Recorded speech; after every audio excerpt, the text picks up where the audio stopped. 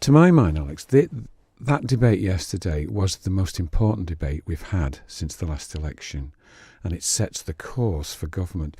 You've heard me often say, I think, in the past, that I believe passionately in smaller, smarter government.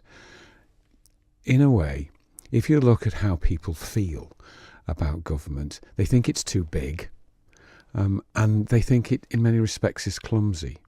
And the latest evidence of that really is that everybody knows we have to get more money in for prescriptions, but actually the way we've done it seems to be lumpy and clunky. I suppose I could best describe it as trying to send an email with lump hammers as the only communication method you've got between yourself and the text. And what we did yesterday, we found if this problem between where we are and where we need to get to is some sort of big wall, we found the door. We found the door yesterday, and the smart service framework is effectively the key. Now, once we've got through that door, there's a huge amount of work to do. It all comes back to trust, though, doesn't it? Yes, absolutely it does. Absolutely does.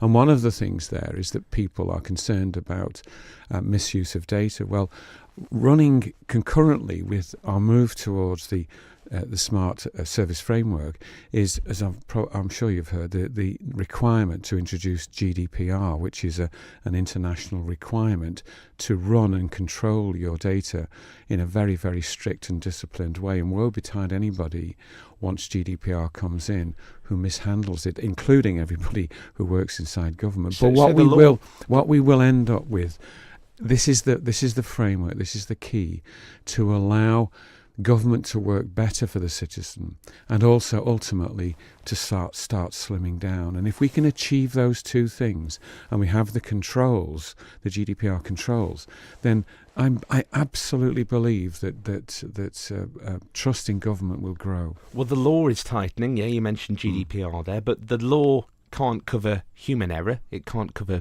briefcases being left on trains and things like that. It can't cover data falling into the wrong hands, can it? No, but and having a single resident record in the centre makes it much easier for that to happen. You see, you're still using that phrase, single resident record. What would you prefer? The smart service framework, which is effectively the existing systems, but linked in a much more sophisticated way.